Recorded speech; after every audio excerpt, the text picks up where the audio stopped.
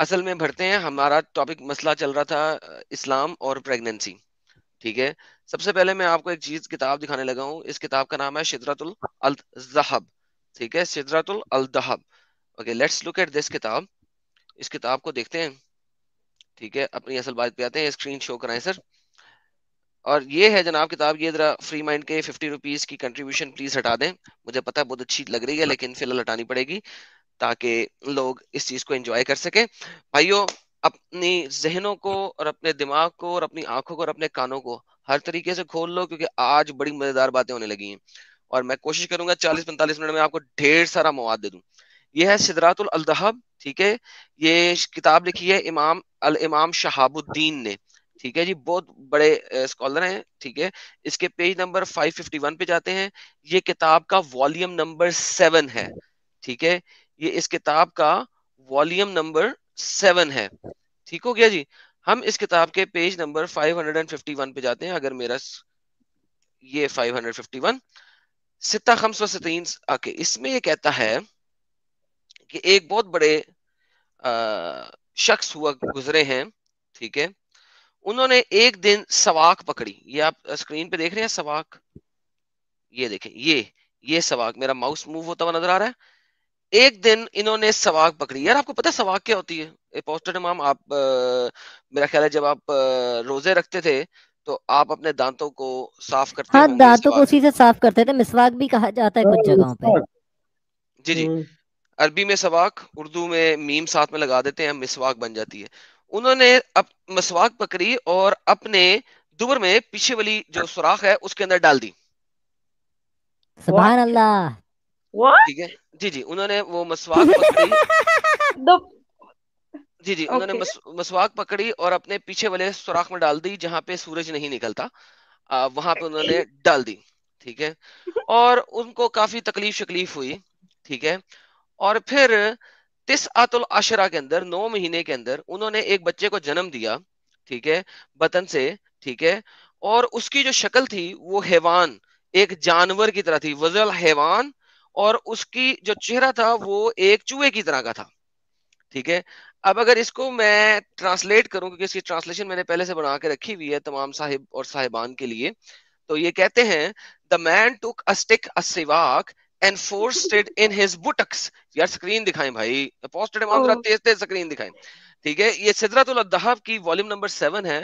اس میں وہ حدیث ٹرانسمیٹ کرتے ہیں کہ ایک مین نے, ایک شخص نے ایک سواک پکڑی اور اس کو اپنی بٹکس کے اندر ڈال دیا. تو ان کی بیلی اور ان کی آنتروں میں بہت درد ہوئی, کافی سخت درد ہونا شروع ہو گئی, لیکن انہوں نے وہیں پہ رکھی. اور پھر وہ پریگننٹ ہو گیا, اور 8 مہینے کے بعد اس نے ایک بچے کو جنم دیا جو کہ جانور کی شکل کا, جانوروں کی طرح کا بچہ تھا. اس کی دم بھی تھی اور اس کا جو شکل تھی وہ ایک چوہے کی طرح کی تھی, چوہے کی طرح کی تھی. ٹھیک ہے, اب یہ اسلامک سورس ہے. ٹھیک ہے, اس کو آپ ضعیف البخاری کہہ دیں یا کچھ بھی کہہ دیں, مجھے اس سے پرواہ نہیں ہے. ٹھیک ہے, ہم ایک اسلامک سورس کے بارے میں بات کر رہے ہیں, ہم کسی اور چیز کے بارے میں بات نہیں کر رہے ہیں. اچھا, اب ہم جناب جاتے ہیں ایک اور بڑی امپورٹنٹ چیز کی طرف, کیونکہ یہاں پہ آپ کو پتہ لگے گا کہ سائنس اور اسلام کتنا ایک دوسرے کے ساتھ ساتھ چلتا ہے. بھائی جان سکرین دکھانے میں پلیز پہل کریں. یہ ہے جناب تفسیر القرطبی. ٹھیک ہے, قرطبی جو ہے وہ مسلمانوں کا ایک بہت ہی بڑا شخص ہے. ٹھیک ہے, کوئی چھوٹا اے بی سی ڈی گائے نہیں ہے. اس میں سے چند چیزیں آپ کو الطبری میں بھی مل جائیں گی, کچھ چیزیں آپ کو تفسیر ابن کثیر میں بھی مل جائیں گی, لیکن قرطبی نے کمپلیٹ طریقے سے اس چیز کو بیان کیا ہے. لہٰذا صرف واحد یہ والی تفسیر سورت نمبر 13 کی آیت نمبر 8. اب ایک شخص نے ایک چوہے کو جنم دے دیا. ٹھیک ہے, مرد نے, بائی دا وے مرد نے جنم دیا, مرد نے جنم دیا, مسواک اپنی باٹم میں ڈال کے مرد نے جنم دیا. ویسے اپوسٹڈ امام صاحب وہیں سے نکلا ہوگا نا سسٹر. اب پلیز ایسی اور دماغ لگا رہی ہے اپنا. سسٹر تنزیلہ, آپ ایسی باتیں نہ کریں. اب جہاں پہ اس نے دیا تھا وہیں سے نکلا ہوگا, اور تو کہیں سے نہیں نکلا ہوگا. جہاں مسواک گئی تھی. نہیں مطلب کوئی اور لاجک ہوگا اسلام کا. اسلام کا لاجک ہے یو نو یو کی ناٹ ڈبیٹ, کچھ بھی کبھی بھی ہو سکتا ہے, کبھی بھی ہو سکتا ہے. اس سوراخ میں سورج نہیں آتا نا, بچہ وہیں سے نکلا.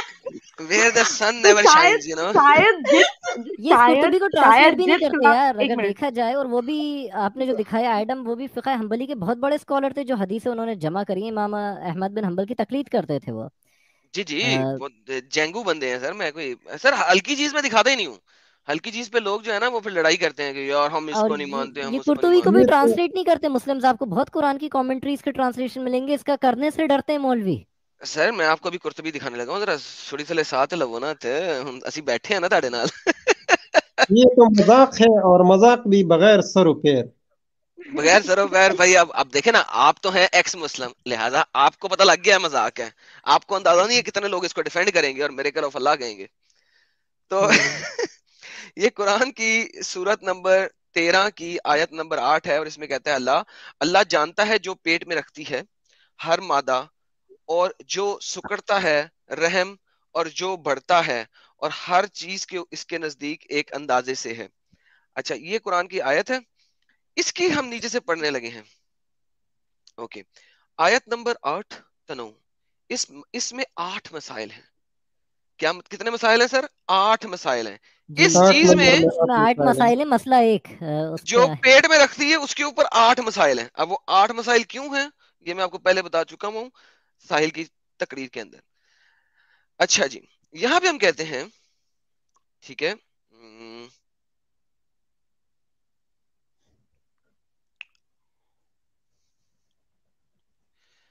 अच्छा जी, अरहाम वमा तरादा की तावील में उलमा का इख्तलाफ है। उलमा का इख्तलाफ तो हर जगह पे होता है ना।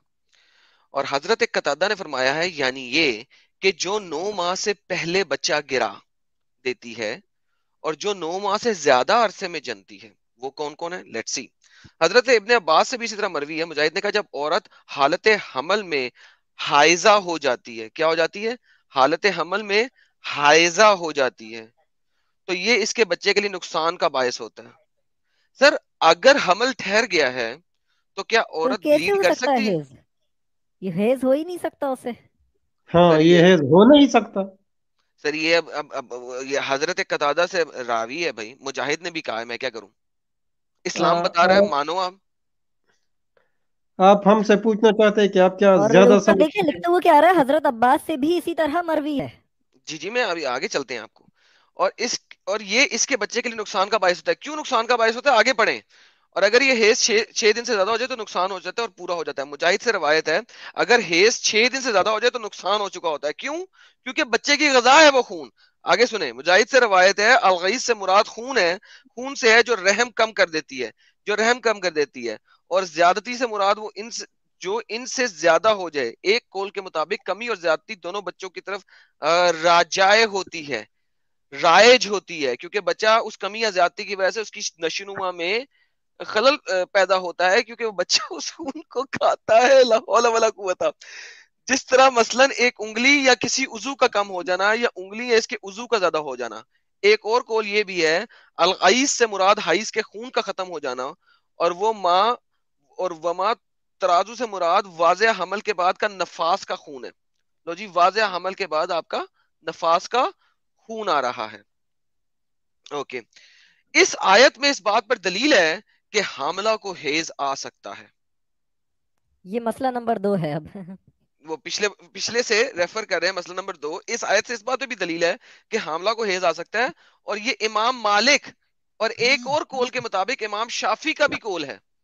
तो इमाम मालिक और इमाम शाफी दोनों कहते हैं कि प्रेगनेंसी के बावजूद खून आ सकता है। इसी वजह से अगर आप देखो तो तलाक होने के बाद मुसलमान औरतों को 3 हेज के अयाम तक वेट करना होता है। 3 महीने का वेट क्यों है? क्योंकि पहली दफा में अगर खून आ गया तो ये साबित नहीं होगा कि वो हमल से है कि नहीं है। दूसरी दफा में भी आ गया तब भी साबित नहीं होगा कि वो हमल से है कि नहीं है। तीसरी दफा में आएगा तो साबित होगा। इसीलिए तलाक के बाद 3 खूनों की वेट करनी है आपने। ठीक। सर समझ रहे हैं आप? डिसग्रेस है औरतों के लिए, औरतों के लिए डिसग्रेस है। और ये कहते हैं कि इस्लाम जो है औरतों के लिए दीन है। इनका स्टेटस अच्छा, अपलिफ्ट करता है, ये बोलते हैं ये जाहिल। हाँ, सिर्फ अता और शबी और दीगर का कौल है कि इसे हेज नहीं आ सकता। ٹھیک ہے. اچھا یہی امام اعظم ابو حنیفہ کا قول ہے. آپ کی دلیل یہی آیت ہے کہ حضرت ابن عباس سے اس تعویل کے بارے میں فرمایا یہ حمل کا حیض ہوتا ہے. اوکے, اب حضرت عباس نے اس تعویل میں کیا فرمایا؟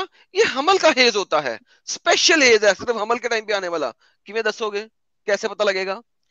اکرم اور مجاہد سے بھی اسی طرح مروی ہے, اور یہی حضرت عائشہ کا ارشاد ہے. اور جب حاملہ عورتوں کو حیض آ جاتا ہے, جب عورتیں جو کہ پریگننٹ ہیں ان کو حیض آ جاتا ہے, تو آپ ان کی ترک نماز کا فتویٰ دے دیتی تھیں. یار پہلے تو مجھے بتاؤ حاملہ عورت کو حیض کیسے آتا تھا؟ یہ کون سی سائنس ہے بھائی؟ اور حاملہ عورتوں کو حیض آ رہا ہے؟ یہ پریئر اسلامی بھی کرنا سائنس. پڑ رہا ہے اور اسے پھر ترک بھی کرنا پڑ رہا ہے کہ ترک کرنے کا حکم آ گیا نماز کو جو حیض میں ہوتا ہے. اچھا یہ دیکھیں جی, اللہ اکبر. یار اللہ ایک اکبر. نعرہ محمد بلند صلوات. یہ حضرت ابن عباس کا بھی قول ہے کہ ابن کثار نے کہا کہ ایک دفعہ دو آدمیوں کا بچے کے بارے میں تنازع ہو گیا, تو یہ کیس حضرت عمر کے سامنے پیش کیا گیا. آپ نے کیس قیافیہ شناسوں کے سامنے پیش کر دیا. قیافیہ شناسوں نے وہ بچہ ان کے ساتھ ملایا, تو حضرت عمر نے دودھ کی زیادتی کے سبب اس کا فیصلہ فرمایا, اور قریشی عورتوں سے آپ نے پوچھا, آپ نے فرمایا دیکھو اس بچے کی کیا صورت حال ہے. انہوں نے کہا پہلے شوہر نے اس کے ساتھ خلوت کی اور اسے فارغ کر دیا, تو وہ حالت حمل میں اسے حیض آ گیا.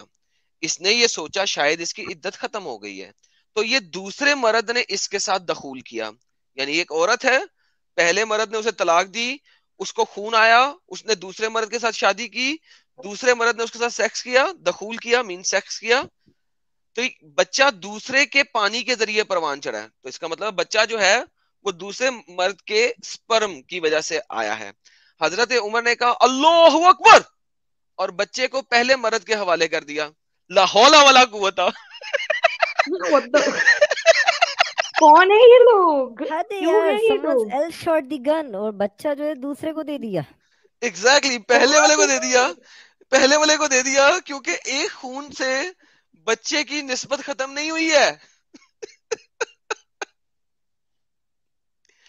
ایک خون سے بچے کی مدت ختم نہیں ہوئی ہے, دو خونوں سے ہوگی, اور سوری 3 خونوں سے ہوگی. تو لہٰذا دوسرے نے جو ڈنگ ڈونگ بنگ بونگ کی تھی وہ حد ہوتی ہے یار. وہ پذیر چلا گیا. یار اور یہ دیکھیں وہ کہتے ہیں, اور یہ اشارہ نہیں فرمایا کہ حاملہ کو حیض نہیں آتا, اور نہ ہی صحابہ میں سے کسی نے کہا, صحابہ ہونا چاہیے یہ اس بات کی دلیل ہے کہ اس پر اجماع ہے, اور واللہ عالم, اللہ کو ہی پتا ہے, صرف ہمیں نہیں پتا. اللہ نوز مخالف کی بیسٹ. دلیل یہ ہے کہ اگر اللہ knows یہ best. کہا جائے, اسے بھی پڑھیں دیکھیں یہ کیا لکھا ہے. اگر پڑھتے ہیں پہلے یہاں پہ انجوائے تو کر لیں تھوڑا سا.